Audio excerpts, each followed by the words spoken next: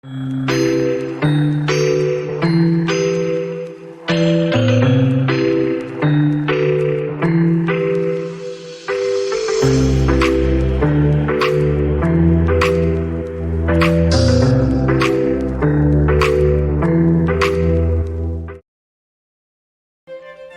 en la tarde de hoy tenemos cuatro expositores que nos van a contar un poco sobre las diferentes perspectivas de fuentes descentralizadas, esa perspectiva regulatoria y diferentes ejemplos regulatorios pues, en diferentes países. Tenemos expositores pues, de Perú, eh, nos van a exponer también Bolivia y el ejemplo francés y español. Entonces, les voy a presentar a los conferencistas que en esta oportunidad nos acompañan. Contamos con la doctora Inmaculada Miracle. Ella es gerente de proyectos internacionales en el Instituto Nacional Francés de la Energía Solar y responsable de desarrollo y relaciones internacionales para las regiones de Europa y América Latina.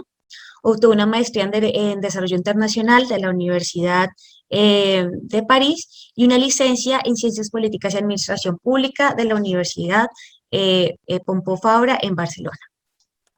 También tenemos la presencia de la doctora Mayra Aguirre. Ella es asociada principal del estudio Payet Pérez, especializándose en Derecho de la Energía, Derecho Regulatorio y Derecho Administrativo. Es abogada de la Pontificia Universidad Católica de Perú y obtuvo una maestría en Derecho y Política Energética de la Universidad de Dundee, Escocia.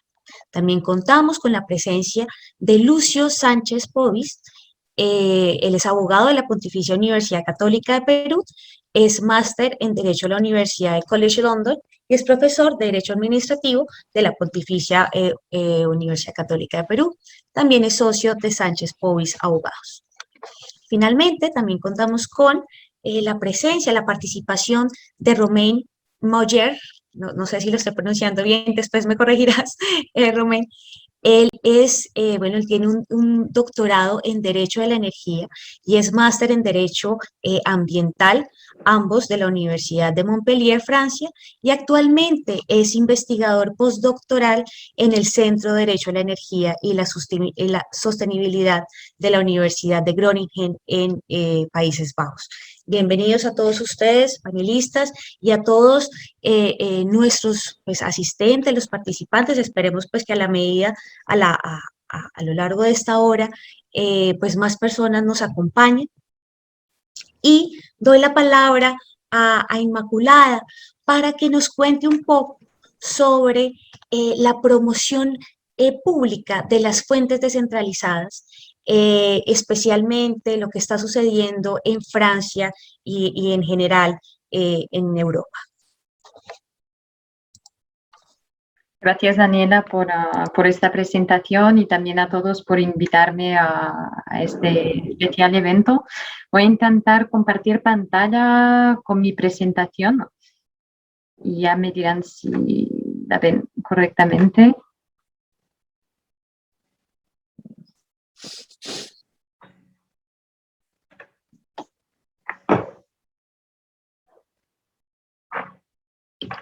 No sé si la podéis ver bien.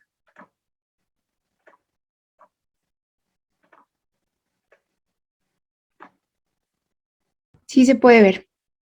¿Se ve? Sí, doctora. Perfecto. Bueno, pues como Daniela me presento, soy Inmaculada Miracle. Voy a hablaros un poco sobre la promoción pública de las fuentes descentralizadas. Para entrar un poco en temas sobre por qué es tan relevante la descentralización del sistema energético, quería mencionar muy brevemente un aspecto en el que nos encontramos aún actualmente, en el que diferentes actores de diferentes sectores comentan que las energías renovables no pueden responder a la demanda creciente de energía. Y bien, esto sigue siendo un mito porque la realidad es que para desbloquear todo el potencial de las energías renovables se requiere de políticas y marcos regulatorios adecuados y promover la innovación y los avances tecnológicos en los campos de las energías renovables, la eficiencia energética, las tecnologías de almacenamiento, el acoplamiento sectorial y los sistemas energéticos inteligentes.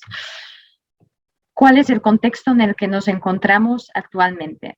Nos encontramos en que la generación de energía renovable continúa creciendo en 2020, como lo muestran esos gráficos de IRENA, a pesar de la pandemia del COVID. El coste de la producción de energía solar sigue disminuyendo, aunque las nuevas adiciones de capacidad en energía solar en 2020 serán más bajas que el nuevo récord anticipado anteriormente. No obstante, las energías renovables se hacen cada vez más atractivas a medida que los países y las comunidades evalúan las opciones de estímulo económico. Por tanto, para hacerlo muy resumidamente, nos encontramos en un contexto de disminución del coste de producción de energía solar, en un contexto de pandemia de COVID y en un incremento de la cantidad de los consumidores vulnerables que se ha visto pues, agudizado a raíz de esta pandemia. ¿Cómo podemos interpretar este contexto para hacer una correcta promoción de la descentralización de las energías renovables? Es muy importante interpretar este contexto a partir del concepto de Total Social Fact, promovido por Marcel Mauss. La vida social y también aplicable a la vida energética no debe entenderse a través únicamente de celdas separadas, economía, derechos, salud y energía, sino que tiene que ser concebida de forma conexa, de forma convergente. Entendiéndolo así, ¿por qué tenemos que actuar? Pues tenemos que actuar porque estamos en un contexto en el que se dan todos los factores, como Daniel Gilbert lo había comentado, en el que se dan todos los factores propicios para actuar en beneficio al medio ambiente y a la promoción de las energías renovables. Nos estamos encontrando en una situación en que el suministro de energía eléctrica, gas natural y agua a los consumidores de situación vulnerable en un contexto de COVID se está volviendo cada vez más complicado, hay más inseguridad energética y todo eso está comportando que se den situaciones indecentes, inmorales actualmente que ponen en riesgo el beneficio social, el bienestar social y económico de los ciudadanos vulnerables.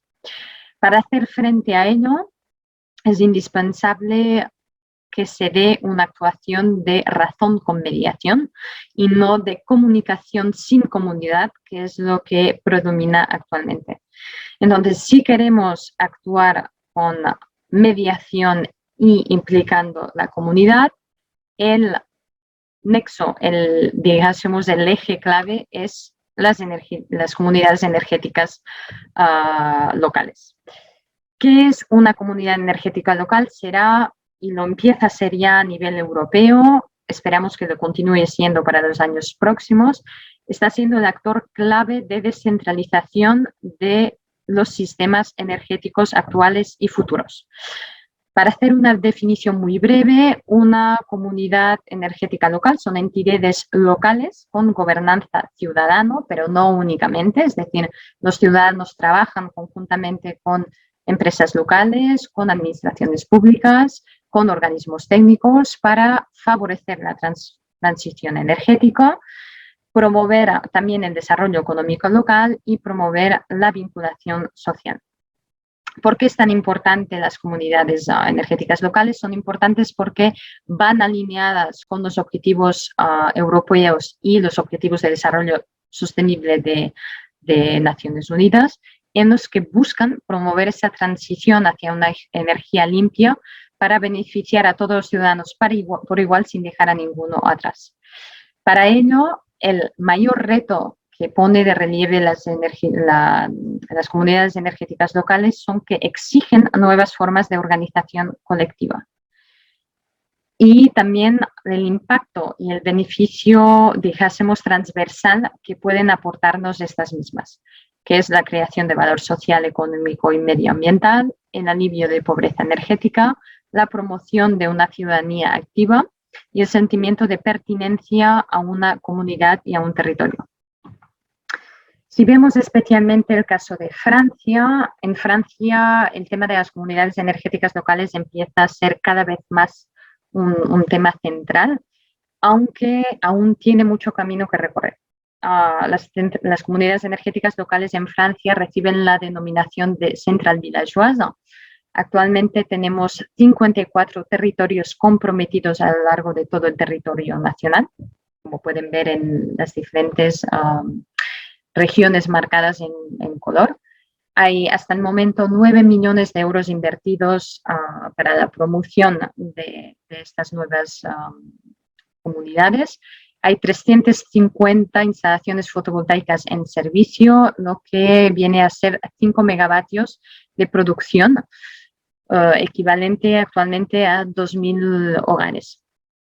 ¿Cómo se financian estas comunidades energéticas locales en Francia? Bien, actualmente se financian a partir de fondos propios de los diferentes asociados que promueven estas comunidades, también a partir de préstamos bancarios y de crowdfunding, y también a partir de los ingresos resultantes de la venta de la energía producida con estas comunidades energéticas locales.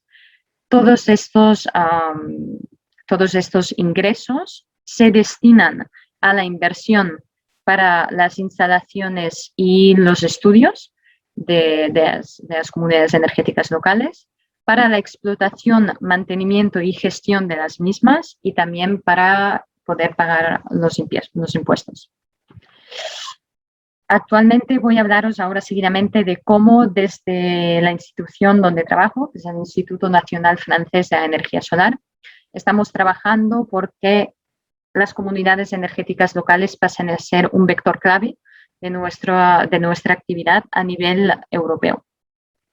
Para hacer justo una breve introducción de quién es esta institución, bueno, nos situamos entre Grenoble, en Francia, Lyon y Ginebra, ya con la frontera suiza. Ha sido una institución que desde 2005 ha tomado un gran incremento, tan solo en 13 años, hasta que actualmente nos situamos a 22.000 metros cuadrados de laboratorios, oficinas y salas de formación. Y estamos trabajando 500 personas en esta institución.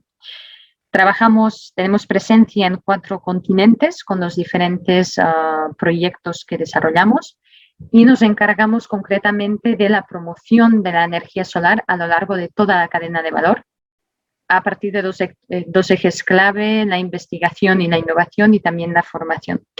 Y actualmente pues somos el centro solar de referencia en Francia, el tercero en Europa, tercera mundial, y el representante francés de la Alianza Solar Internacional.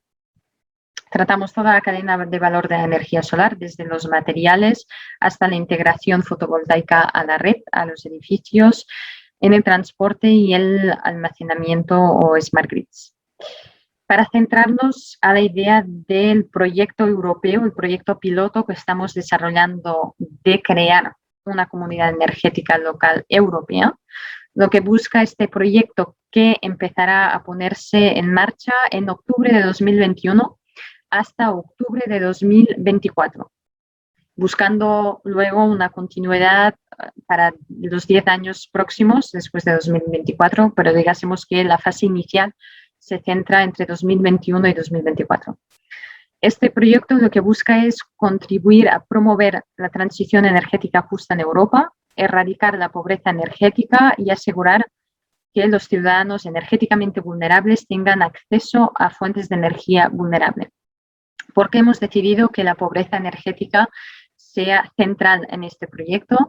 Y bien, actualmente es una temática y una prioridad social europea, pero cabe recordar que hasta 2007 fue tratada bastante silenciosamente, pues solo era un reto que se respondía a través de los servicios sociales y la caridad. No fue hasta que en 2007 hubo el primer proyecto europeo en pobreza energética que empezó a tratar el tema de la pobreza energética. Nuestro proyecto se diferencia un poco de otros existentes porque no busca ser una medida correctiva a partir de la cual se ayuda a pagar facturas de los servicios públicos o facturas de los ciudadanos vulnerables. no ayudamos a hacer frente al pago directo de estas facturas, sino que a partir de instalaciones fotovoltaicas públicas ayudamos a los ciudadanos a poder ahorrar a partir de la producción fotovoltaica. Lo voy a explicar más detalladamente a continuación. Y también buscamos un apoyo a la gestión de la energía en el hogar, pues consideramos que no es solo importante el beneficio que se puede aportar a partir de las fuentes de energía renovables, sino cómo hacer una buena gestión de la eficiencia energética en el mismo hogar.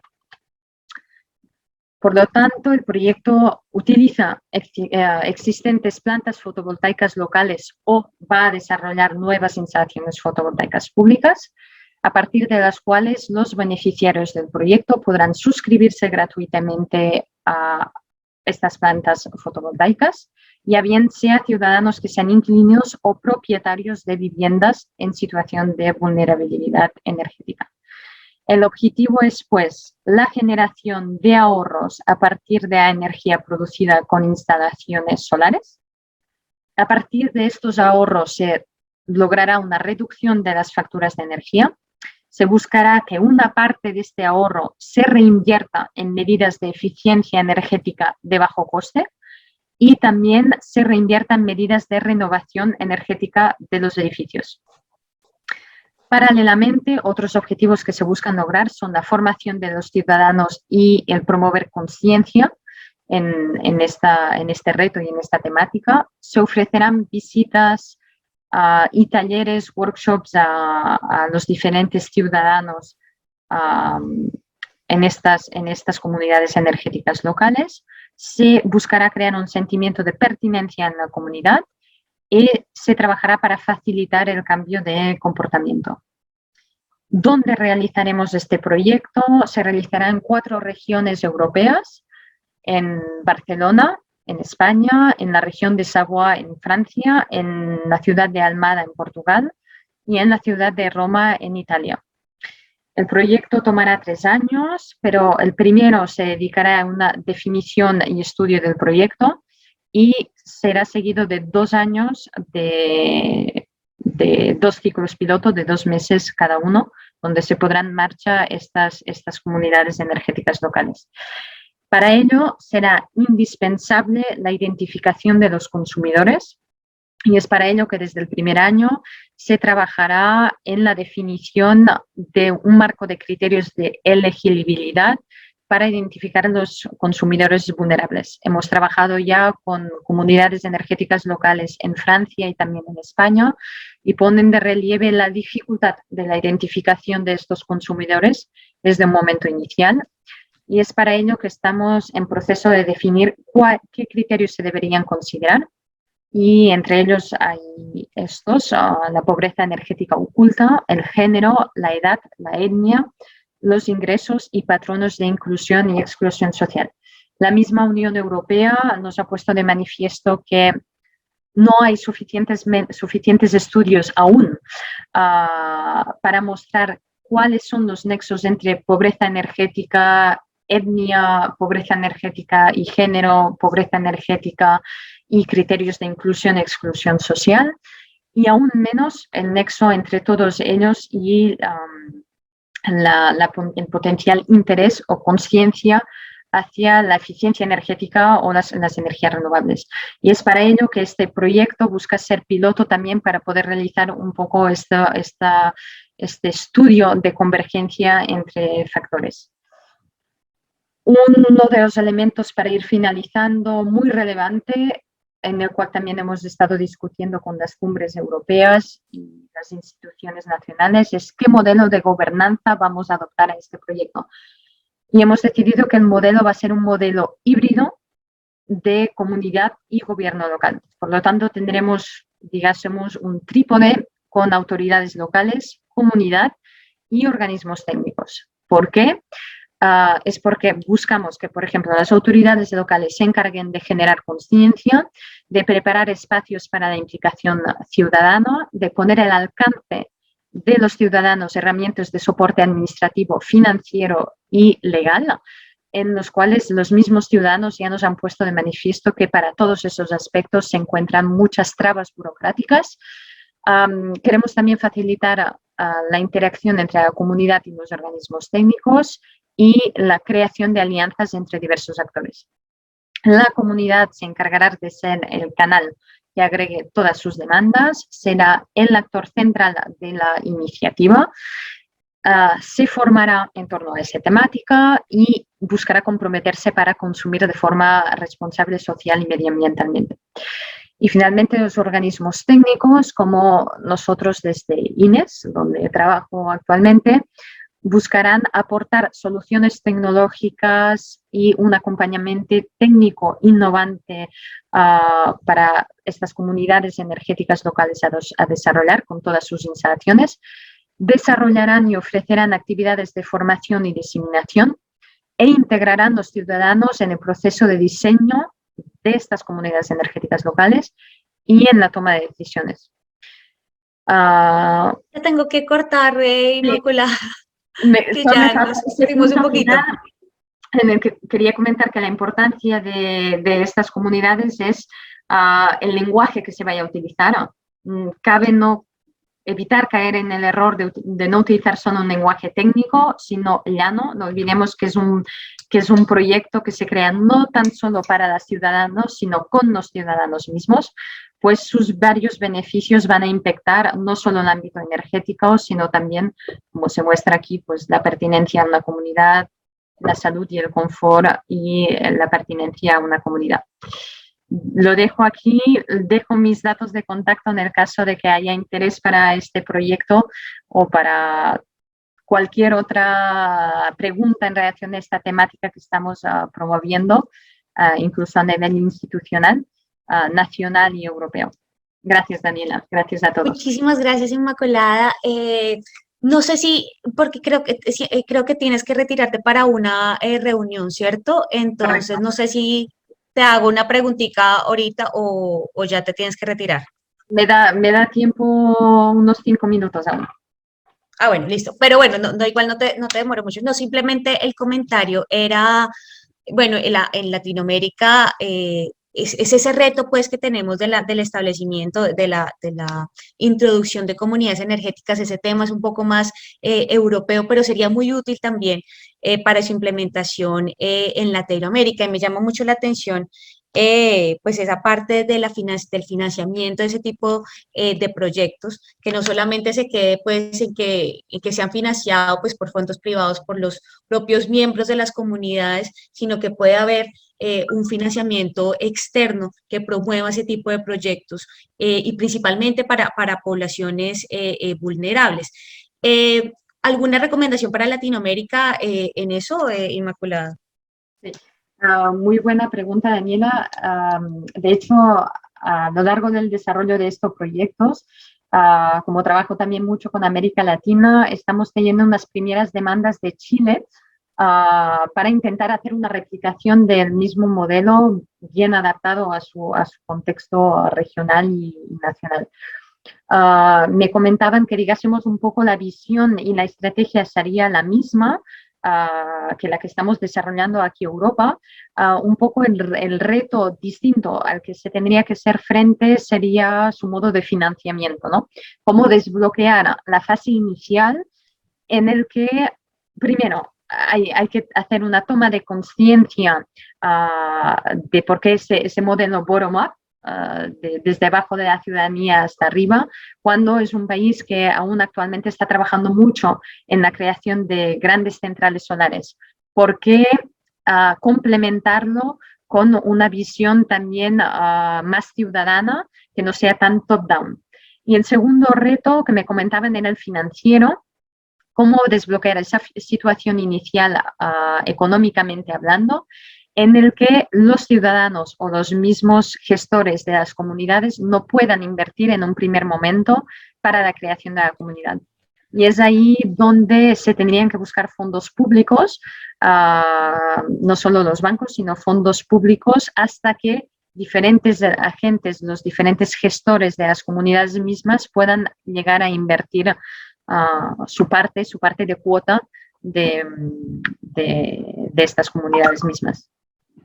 Perfecto, Inmaculado, muchísimas gracias. Y ahora, bueno, pasamos a la siguiente ponencia.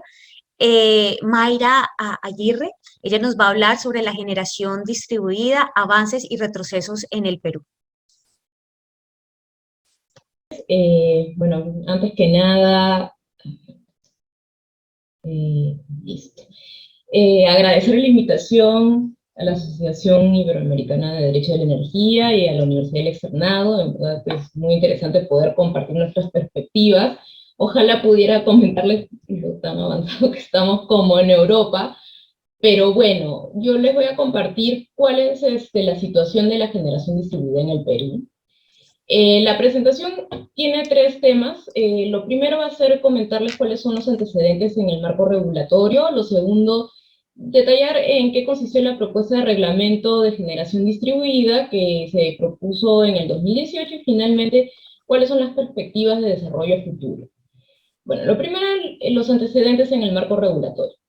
Tenemos básicamente, en realidad, tres normas. Yo estoy incluyendo el decreto legislativo 1002 también, que regula la inversión de generación con recursos energéticos renovables, pero bueno, un poco para ponernos en perspectiva, en el 2006 se publica la ley 28832, y ahí se establece la primera mención a la generación distribuida. Más adelante tenemos la incorporación de los recursos energéticos renovables en la matriz energética peruana, pero, digamos, esta norma no reguló generación distribuida, simplemente era incorporación de generación con recursos energéticos renovables.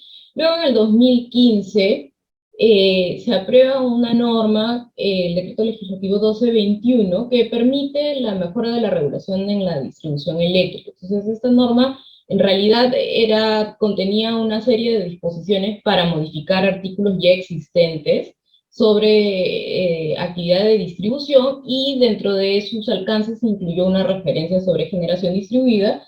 Y finalmente, en agosto del 2018, sale un proyecto de reglamento de generación distribuida, el cual finalmente no llegó a aprobarse. Entonces, a ver, ¿qué dice la ley 28832? Como les decía, en el 2006 se publica esta norma y se incluye a la generación distribuida y se da una definición. Entonces, la definición señala que la generación distribuida es aquella instalación de generación con capacidad no mayor a la señalada en el reglamento y que está conectada directamente a las redes de distribución de un concesionario eléctrico, ¿no? Un concesionario de distribución. Y además de eso, también incluye a la cogeneración, y hace una definición de esto. Y dentro de las medidas de promoción, se establece lo siguiente, ¿no? O sea, la posibilidad de que la generación distribuida y, bueno, también la cogeneración puedan vender sus excedentes no contratados al mercado de corto plazo, o sea, al mercado de spot,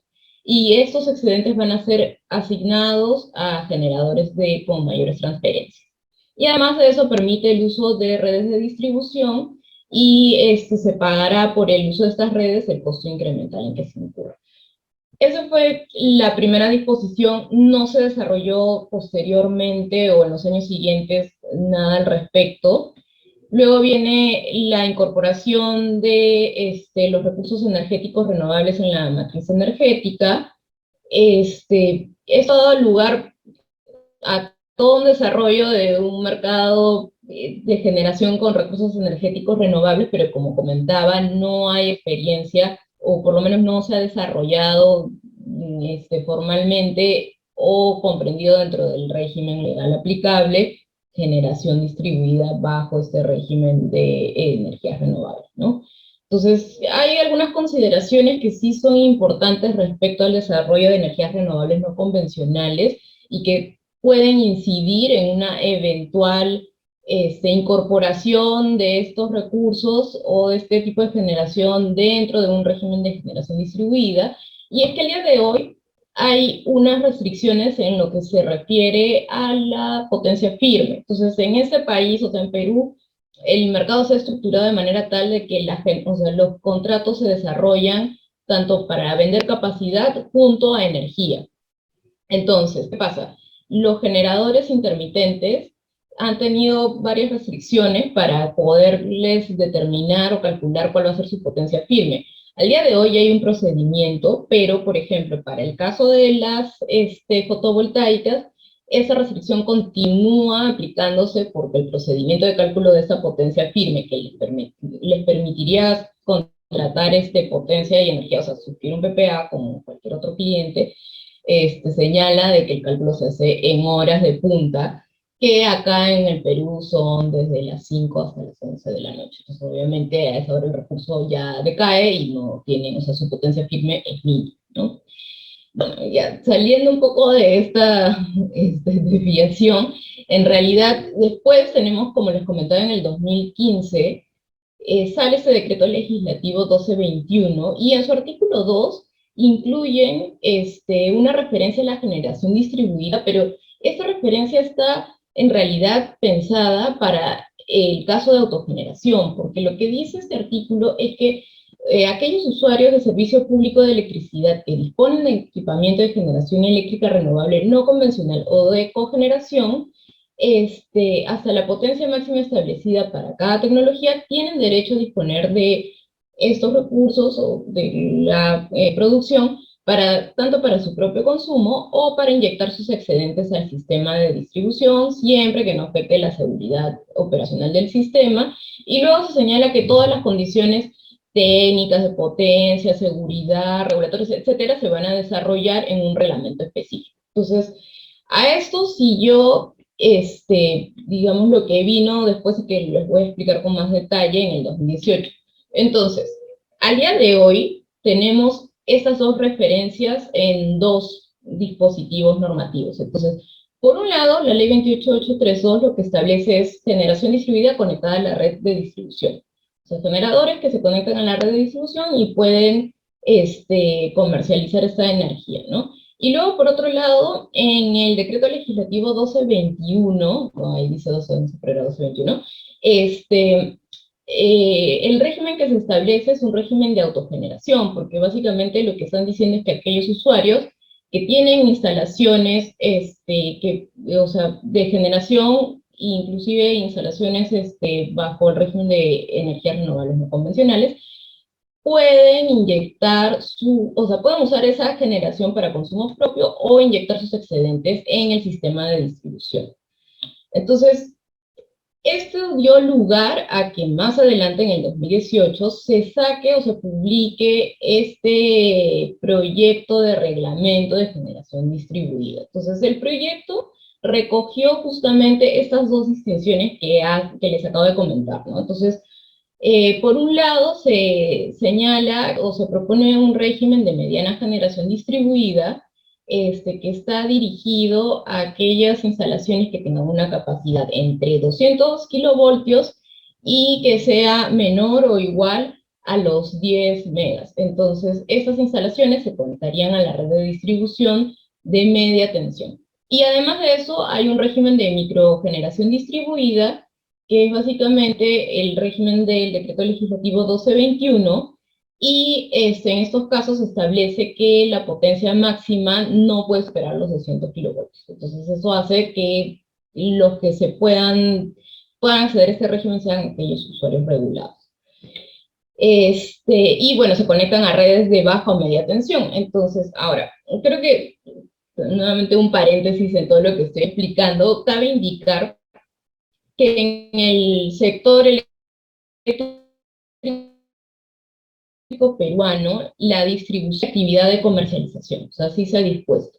Y además de eso, los distribuidores se les asigna, bueno, tienen una zona geográfica asignada en el cual se encuentra, digamos, el espacio de su concesión, y en ese espacio ellos desarrollan las redes de distribución correspondientes y también tienen, o sea, la comercialización de energía a clientes que están dentro del marco de clientes regulados, o sea, los clientes que tienen un consumo inferior a los 200 kb son de todas maneras regulados, y ese tipo de clientes solo contratan con el distribuidor de esa zona. Además de eso, el distribuidor también puede tener venta a clientes libres, pero para ese caso sí no hay esta restricción, ¿no? Entonces, así funciona la generación al día de hoy, ¿no? Comprende distribución y comercialización. Entonces, bueno, ahora retornando al tema de la generación distribuida, la propuesta de la norma, como les decía, recogía esta mediana generación distribuida.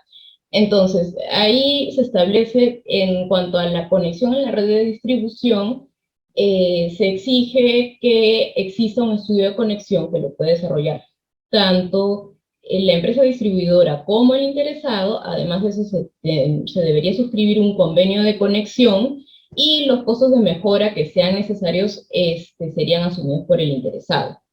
Además de eso, se establece que el régimen de operación que se aplicará es el que establezca el distribuidor. Se exige de que ambas partes tengan que ponerse de acuerdo sobre los sistemas de protección y control sobre las redes de distribución, y que se hará una implementación de lectura bidireccional.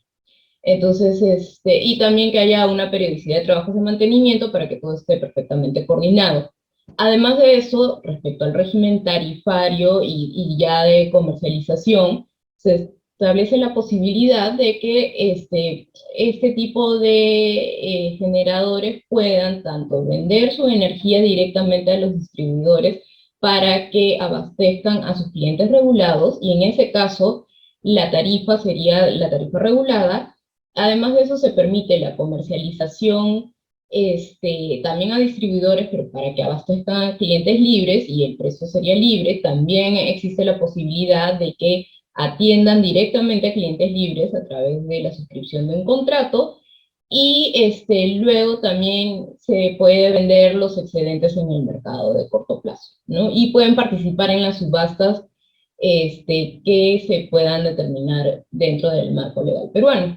Y finalmente, lo que se señala es que la potencia firme será calculada según los procedimientos establecidos por el COES. Entonces, ese punto es importante porque, regresando un poco a lo que les comentaba en relación a las energías renovables no convencionales, por ejemplo, si, o sea, esa norma y esas disposiciones se implementan al día de hoy, esto limitaría, por ejemplo, el desarrollo de actividades de generación distribuida para el caso de fotovoltaicos, porque necesariamente están vinculando el tema a la potencia firme. Entonces, como les comentaba, hay estos problemas en cuanto al cálculo de potencia firme.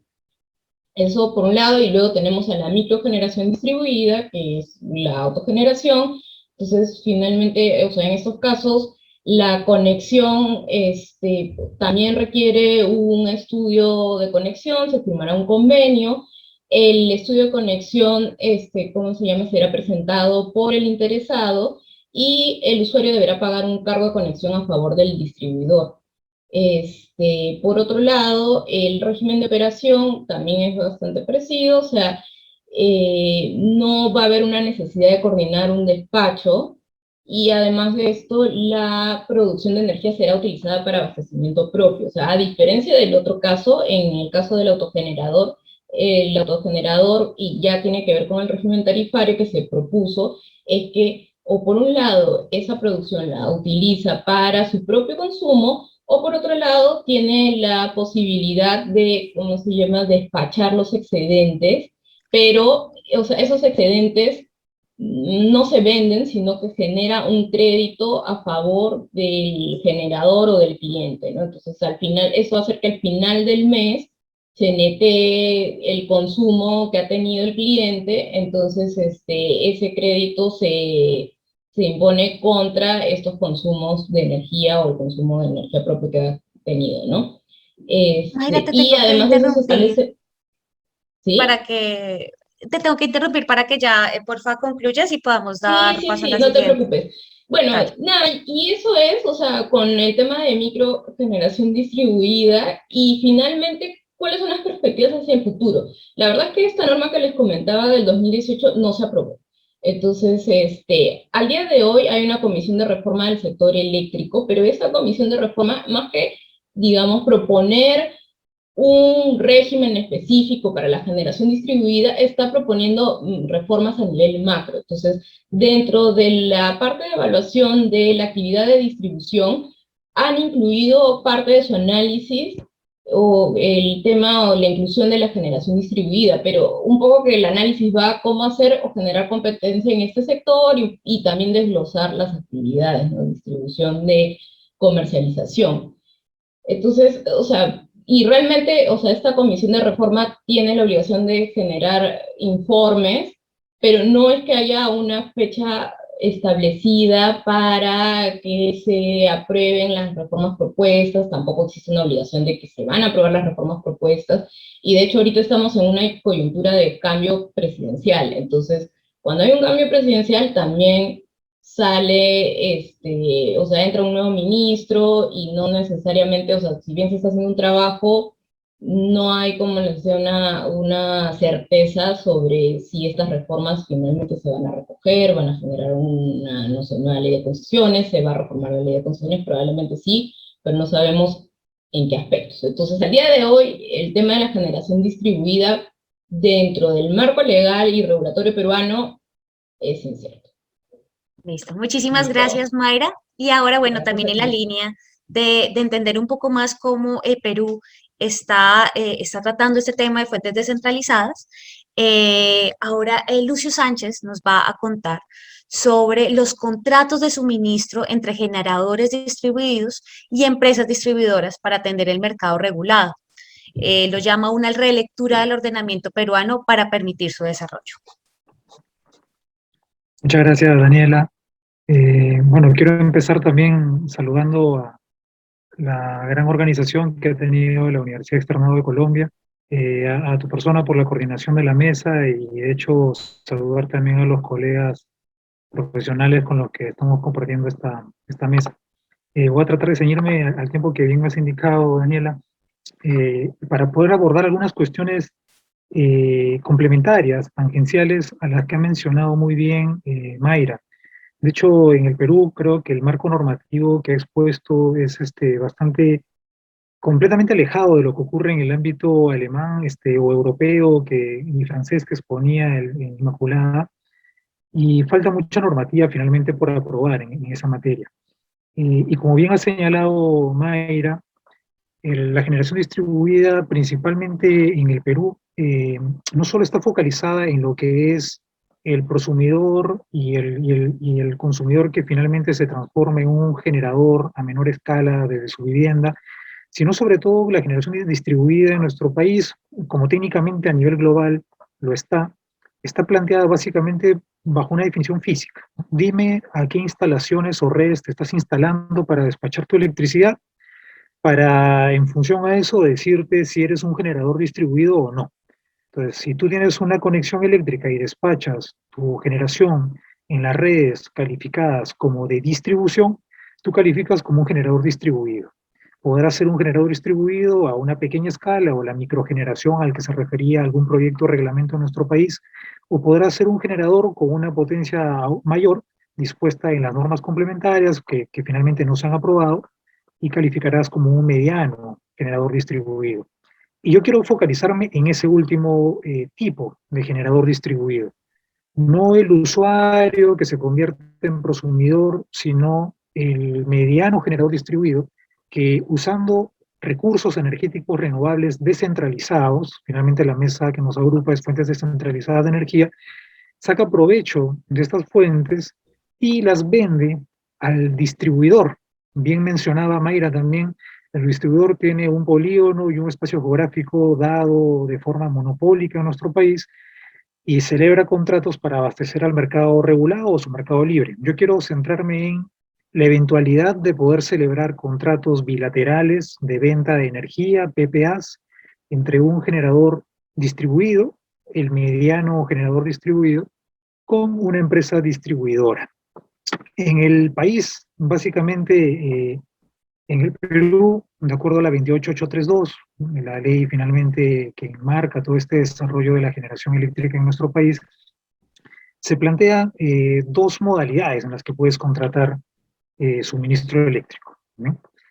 Por un lado, te focalizas a través de lo que es la celebración de licitaciones y llevas a cabo finalmente las mismas para contratar el abastecimiento para el mercado regulado, o lo haces a través de la contratación directa mediante contratos bilaterales. Este último es el que nos importa.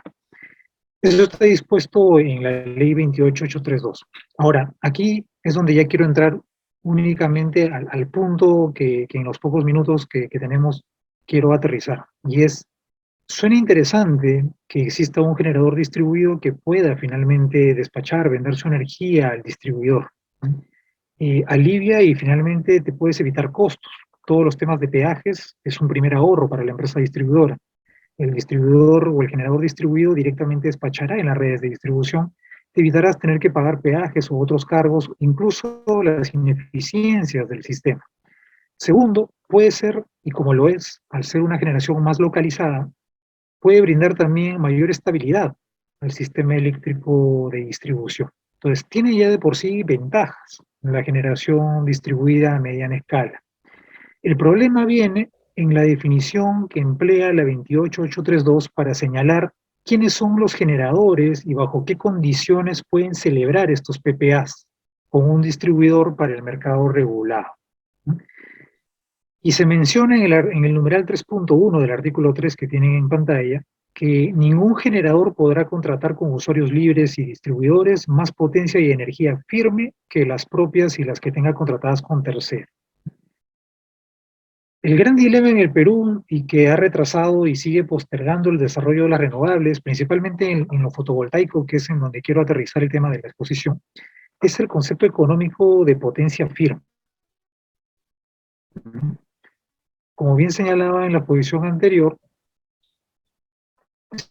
si tú vas a calcular una potencia en firme en función de las horas en las que no hay luz solar, por tanto, estás relegando, haciendo menos competitivas a las empresas fotovoltaicas o a las generadoras fotovoltaicas. Sin embargo, la pregunta que surge, y era justamente la investigación como parte del grupo el grupo de investigación en Derecho Administrativo en la línea de energía, que se ha presentado en la Universidad Católica, lo que trataba de responder a esta investigación es a la siguiente interrogante. Esas limitaciones de potencia firme también incluyen a los generadores distribuidos a mediana escala, más allá de que nosotros esperemos de que se apruebe a futuro alguna norma reglamentaria que nos diga puedes contratar de este modo, bajo estos términos, bajo determinada regulación. Es posible que los contratos al día de hoy bilaterales puedan solucionar este problema, y ahí es donde las posiciones están divididas, porque ciertamente habrán quienes señalen que por generador y por agente debemos incluir absolutamente a todos, independientemente de que seas un generador centralizado o un generador distribuido, ¿eh?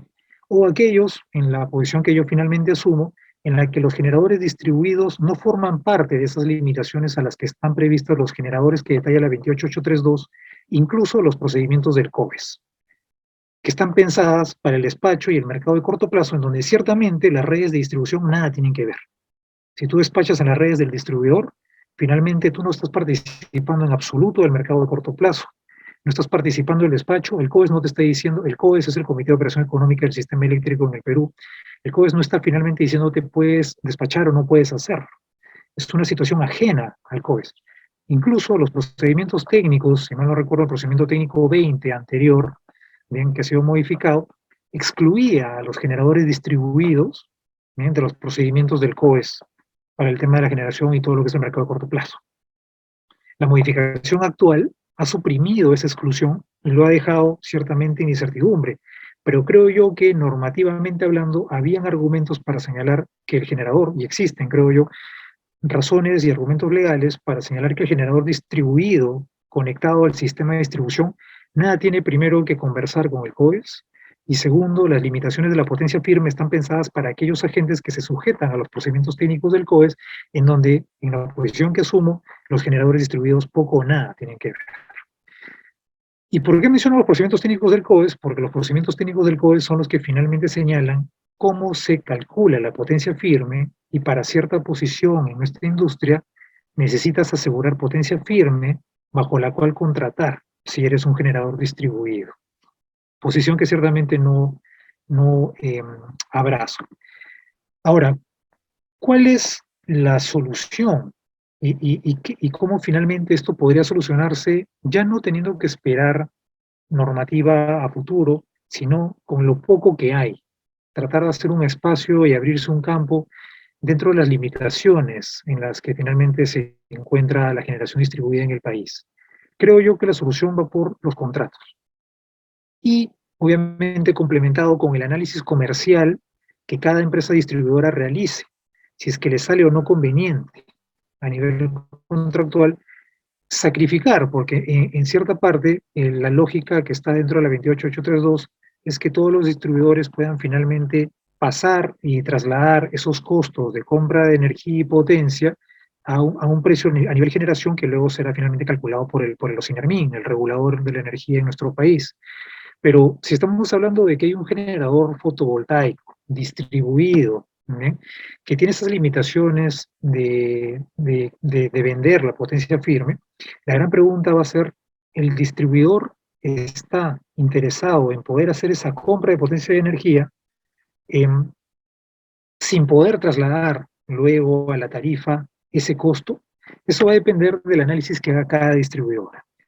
No puedo mencionar los agentes en los que han estado involucrados en esta investigación, evidentemente porque hay un tema de confidencialidad, pero ciertamente hay algunos espacios en nuestro país en donde las distribuidoras han visto eso que yo no voy a poder trasladar de potencia que le voy a pagar a un generador distribuido, no lo voy a poder pasar al PNG, al precio a nivel generación, sí me puede resultar positivo en la suma y resta total frente a la limitación y la mayor seguridad de mis redes gracias a la generación distribuida, la menor intermitencia, segundo, y tercero, una marca empresa, que finalmente te vendes y finalmente te haces atractiva a nivel nacional como una empresa distribuidora que apuesta por energías renovables a través de la celebración de PPAs o contratos bilaterales con generadores distribuidos. Ese es básicamente el objeto de la investigación que estábamos proyectando y ciertamente sé que estoy a las justas con el tiempo, Daniela, así que quedaré finalmente a las preguntas que hubieran sobre el particular. Muchas gracias. Muchísimas gracias, Lucio, pues pues de tu presentación podemos sacar importantes aprendizajes que, bueno, después de la intervención de Romain, pues la idea es tener ese espacio de preguntas, que creo que va a ser un espacio muy corto, pero bueno, sigamos ya con la última presentación, que es la de Romain. Él nos va a hablar sobre las políticas energéticas eléctricas en Bolivia en los últimos 15 años, la diversificación, temas de diversificación y política pública. Muchas gracias, Daniela. Se ve mi presentación, pero no en pantalla completa, ¿no? Sí, no en pantalla completa. Ahora sí. Muchas gracias, Daniela, por moderar este panel y muchas gracias por la invitación a los miembros de la ACIDE para presentar los resultados de esta investigación que hice con una colega sobre la matriz eléctrica de Bolivia y sus principales objetivos. La idea está siendo que dentro de diversificación se implica que se van a desarrollar más las fuentes descentralizadas de producción de electricidad. La estructura de esta presentación de estos 10 minutos que vienen es la siguiente. En principio vamos a hablar de las principales normas del sistema eléctrico boliviano. Después vamos a irnos a los pilares de la política de electricidad antes de estudiar realmente lo que hay detrás de la palabra diversificación. Y que vamos a poder comparar con la situación a fin de 2020 y la evolución sobre un tiempo un poco más largo y por fin algunos nuevos desarrollos, especialmente con un nuevo decreto que habla de generación distribuida y algunas conclusiones. Entonces, para empezar, las principales normas del sistema eléctrico boliviano. Tenemos la ley de electricidad del 1994, que era la ley que organizaba la liberalización a este momento del sistema eléctrico de Bolivia, entonces con la separación entre las empresas de redes y las empresas de producción y comercialización de electricidad. Entre tanto, no se adoptó una nueva ley de electricidad, pero sí que varios textos legales de varios rangos han venido a sacar partes, a reemplazar partes de esta normativa. La primera de estas, la más importante, siendo la Constitución Política del Estado del 2009, en la cual, al artículo 298.2, se ve que la política de generación, producción, control, transmisión y distribución de energía en el sistema interconectado, que es lo que nos interesa en esta ponencia, sabiendo, nota aparte, que el sistema interconectado de Bolivia es el que delibera más del 90% de la electricidad consumida en el país. Hay algunos sistemas aislados, pero aquí les dejamos de lado. Y entonces toda esta política es competencia exclusiva del nivel central del Estado.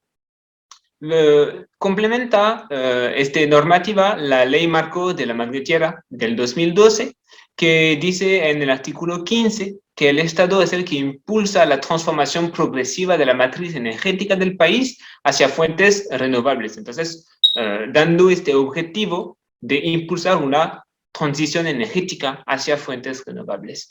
Y el artículo 32, que prevé que se garantiza el incremento gradual y de forma sostenida de la energía proveniente de fuentes de energías alternativas renovables, para diferenciar entre las alternativas renovables y las más clásicas tradicionales renovables como la hidroeléctrica, especialmente de cierto tamaño. Estas son las principales normativas que nos interesan en este caso, y globalmente la legislación es relativamente escasa en Bolivia para realmente dar una imagen más al día hoy de la situación. Al lado de esto tenemos numerosos decretos supremos que han ido reorganizando el sector, pero sin tener hasta hace muy poco realmente normativa que esté en la idea de desarrollar fuentes descentralizadas de energía renovable. Entonces, si queremos realmente ver a qué dirección se va el país basado en la normativa, tenemos también que ver el aspecto de los documentos de política energética. Y estos documentos, desde el principio, digamos, de la reorientación política de Bolivia después del 2005-2006, cuando Evo Morales fue elegido presidente, se ven en el documento del Plan Nacional de Desarrollo de 2007 que estos dos pilares de la política de electricidad del país son, uno, la diversificación de la matriz eléctrica, que tradicionalmente está basada en termoelectricidad, por gas natural y hidroeléctricas, y la exportación de electricidad a los países vecinos. Estos dos pilares también son integrados en la Agenda Patriótica hacia el 2025, que fue adoptada en 2013, y a partir del 2014, y especialmente de la campaña presidencial de este año, fueron integradas dentro de un nuevo lema gubernamental que es Bolivia, corazón energético de Sudamérica. La idea siendo que Bolivia es geográficamente en el centro de Sudamérica y que tiene alto potencial en términos de energía renovable. Ahora nos vamos a centrar en el aspecto de diversificación de la matriz eléctrica, porque es donde podemos encajar un desarrollo de las fuentes descentralizadas, potencialmente.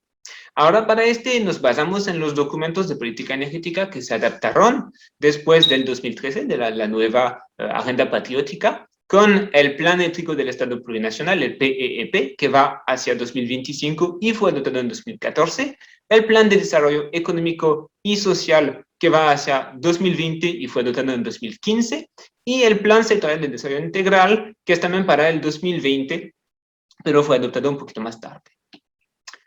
Para ver la evolución y para ver especialmente lo que están planteando estos documentos, hay que ver la capacidad instalada, la situación.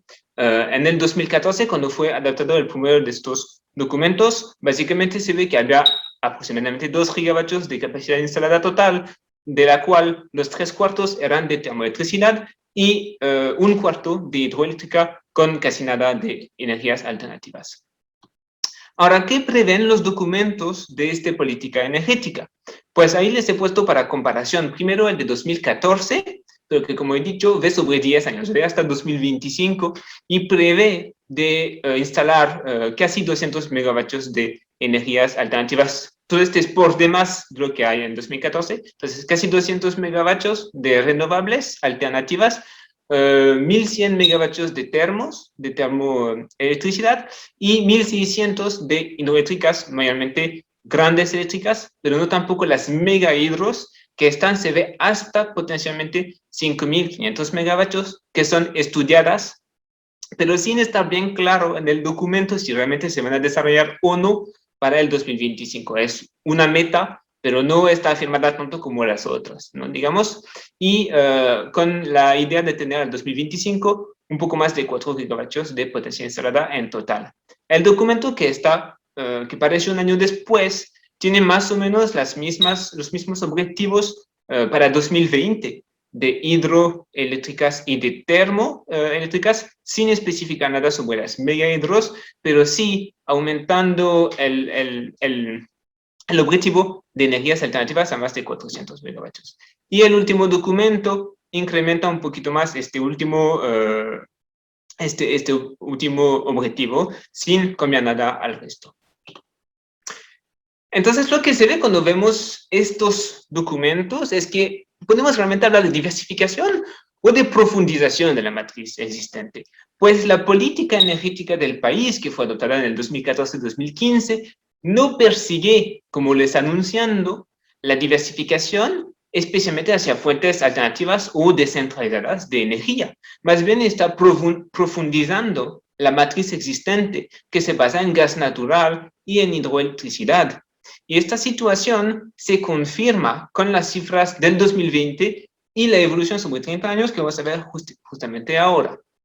Ahí he puesto para comparar entonces la situación del 2014, como vemos 3/4 termoeléctrica y 1/4 hidroeléctrica, y la situación del 2020, en la cual estamos globalmente en la misma repartición, 3/4, 1/4, y con solo las alternativas que han incrementado un poquito de unos 140 megavatios.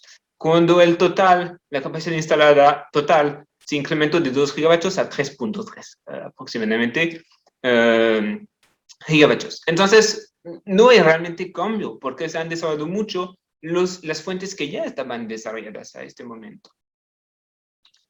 Y se puede ver que es una tendencia que es ya de largo plazo, que no es solo de los últimos 5 o 6 años, que hace 30 años la matriz en términos de generación, y no solo de capacidad instalada, pero de generación, hace 30 años, bueno, estaba, digamos, equivalente entre la termoeléctrica y la hidroeléctrica. Y desde los años 2005, 2006, desde el principio de todo este, digamos, cambio político, se empezó a incrementar bastante la producción termoeléctrica, y como podemos ver sobre los últimos años, es realmente como 3 veces superior a la producción a base de hidroeléctrica. Entonces, tenemos más una carbonificación en lugar de una descarbonización de la matriz eléctrica de Bolivia, y en contra de lo que se dice también en la ley de la madre tierra, que hemos dicho antes del 2012, que ve una transición hacia fuentes renovables. Algunos nuevos desarrollos, como he dicho, entonces se adoptó al fin de marzo de este año el Decreto Supremo 4477 sobre la generación distribuida, que define la generación distribuida, los principales elementos siendo que es un sistema de generación descentralizado e instalado en el lugar del consumo, de pequeña o mediana escala, con fuentes renovables y conectados a la red de distribución. Entonces no estamos hablando de sistemas aislados.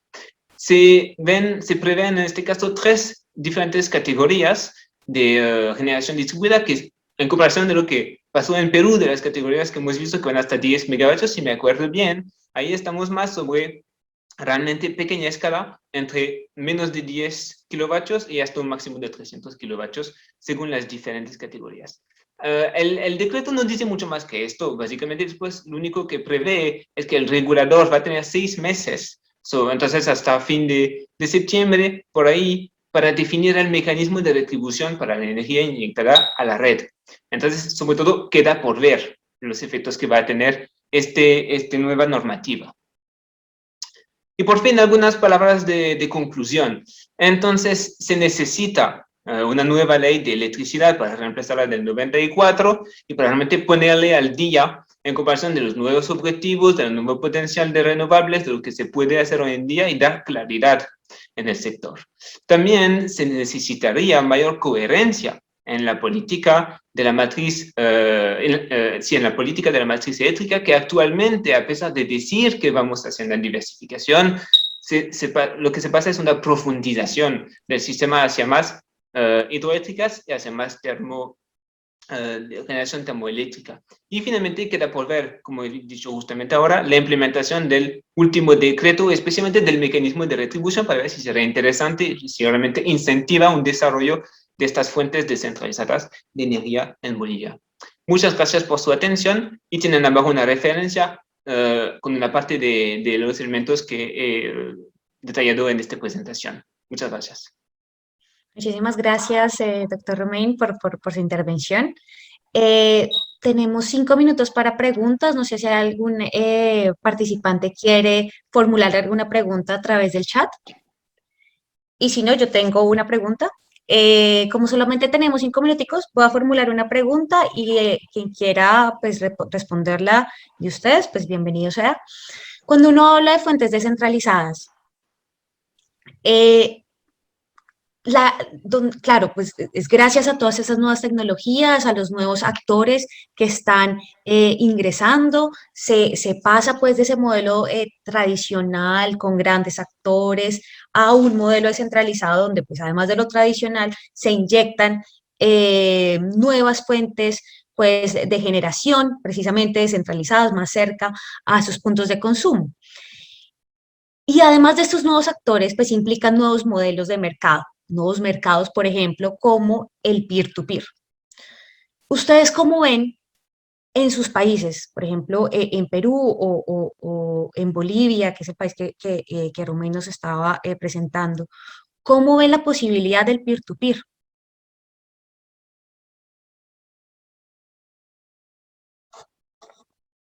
No sé qué. Ya, yo allí, o sea, como creo que en algún momento habíamos conversado también, lo que pasa es que se está buscando justamente avanzar hacia un modelo descentralizado, pero es bastante difícil abandonar al día de hoy cómo está desarrollado y diseñado el mercado eléctrico en el Perú. Entonces, o sea, hay bastantes incentivos, pero para la mediana y gran generación, ¿no? Entonces, un mercado peer-to-peer tendría que implicar, pues, tener todo un desarrollo normativo en donde se admita justamente que haya participación de otros actores. Y además de eso, lo otro que yo creo que pesa bastante es el hecho que el distribuidor tiene comercialización. Entonces, acá en el Perú, por ejemplo, o sea, yo para poder tener energía en mi casa, yo no escojo a mi comercializador de energía, o sea, por la zona en la que estoy, yo tengo asignado un comercializador de energía y ese es, y listo. Entonces, no hay opción a escoger a otro, ¿no? Quizás podría ser un esquema que se podría explorar, pero a nivel regional, porque hay otros sectores dentro del país que sí tienen acceso a fuentes de energías renovables. O sea, por ejemplo, en la zona central del Perú hay muchas zonas que tienen bastante, ¿cómo se llama? El nivel, por ejemplo, solar es bastante bueno, entonces han instalado termas solares. Entonces instalan sus termas solares y ya no tienen que tener ese consumo, o sea, ya no cargan su consumo de energía o sea, su terma ya no se carga al sistema eléctrico, ¿no? Entonces eso se reduce de su cuenta. Y ese tipo de situaciones son las que hay al día de hoy. Entonces, de repente, por ese lado, ese tipo de instalaciones puede funcionar. Y lo otro también es el tema de financiamiento, ¿no? Porque una cosa es, o sea, poder, digamos, incentivar esta relación directa, pero también no sé si haya mucho interés del sector, o sea, de personas naturales de poder participar y implementar infraestructura, etcétera, porque tiene un costo definitivamente, ¿no? Entonces, si ese costo no se compensa, es complicado, ¿no? O sea, no, creo que ahorita no hay un incentivo como para dejar y, digamos, decir, bueno, voy a producir mi propia energía y voy a instalar mi panel o no sé, ¿no? Lo que me permita, digamos, tener generación propia y hacer este sistema peer-to-peer. Gracias. Lucio, ¿qué opinas? Sí, en la misma línea que lo que menciona Mayra. De hecho, tenemos por un lado una restricción normativa, ciertamente, en donde no hay reglas y marco regulatorio que nos diga de qué modo podrían actuar y negociar estas energías entre pares, ¿bien? Y lo segundo, entre usuarios finales del servicio. Y segundo, el tema de la restricción y el monopolio que se le asigna en la comercialización para el mercado regulado a la distribución. Ese servicio público del destinatario del usuario final, en principio la comercialización está en manos monopólicas de la empresa concesionaria. Entonces creo que esta transformación de la industria, como ha ocurrido en Europa y en algunos países se sigue impulsando, se enfrenta también contra intereses, con intereses marcados dentro de una industria que tradicionalmente se ha estructurado entre generación, transmisión y distribución, y ahora tú le estás poniendo la generación en el último eslabón también, estás quebrando la arquitectura eléctrica completamente. Entonces hay un tema de grupos que finalmente van a sostener que se mantenga el status quo, y otros que van a tratar de impulsar. Creo yo que, y esto pues es un tema objetivo, está en las noticias, siempre va a haber intereses de ese modo que podrían estar retrasando la fecha de la incursión para introducir esa posibilidad de peer-to-peer. Creo que por ahí va. Ahora, ¿dónde podríamos introducirlo, creo yo, inicialmente? En sistemas aislados, podría plantearse, verla la manera. Ahí yo creo que sí podría, hay una opción, hay un terreno que se puede aprovechar.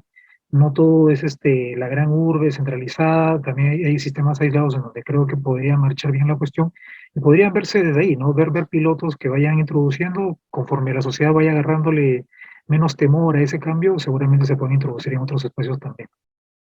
Totalmente de acuerdo. Y Roman, no sé si tengas alguna, bueno, algún comentario al respecto. Sí, pues diría que la situación es igual o peor, ¿no? A lo de Perú, en el sentido que efectivamente todavía la normativa es menos desarrollada, el sistema se ha vuelto completamente a integrar y nacionalizar dentro de una sola compañía para tener un operador integrado, y dudo que tenga ningún interés en empujar al Estado y al legislador para permitir este tipo de intercambios en los cuales al final pues está un poquito tomado afuera, digamos, de este sistema. Pero yo justo como dijo ahora Lucio, pensaba también, pero a lo mejor para intentar en sistemas aislados. Y en Bolivia hay sistemas aislados de todos tamaños, solamente de pueblitos, de algunas casas, pero también tienen un departamento, uno de los 9 departamentos del país, que es aislado. En la parte norte del Pamlo, que es limítrofe, de hecho, de Brasil y de Perú, no está conectado en la red principal. Y ahí son algunas decenas de miles de personas, entonces tal vez podría ser un buen lugar para intentar implementar estos cambios, pero no estoy bien seguro que haya voluntad realmente para estos sistemas al día de hoy. Muchísimas gracias. Acá tenemos otra pregunta, pero bueno, iba alineada a lo que acabamos de hablar. Entonces, yo creo que podemos dar por concluida esta plenaria, bueno, este panel. Muchísimas gracias a ustedes, pues, por acompañarnos, a los panelistas, pues, por esas excelentes presentaciones, y a todos los participantes, pues, por hacer parte de este congreso. Ya la invitación es mañana, pues, a las 8 de la mañana, en los mismos links, esas tres salas que vamos a tener desde las 8 de la mañana a las 12 del día. Bueno, que nos acompañen, que nos acompañen, a que miren la agenda y vean pues qué temas pues encuentran interesantes y participen. Muchísimas gracias y nos vemos mañana. Muchas gracias. Gracias, chao. Muchas gracias. Hasta luego. Muchas gracias a todos.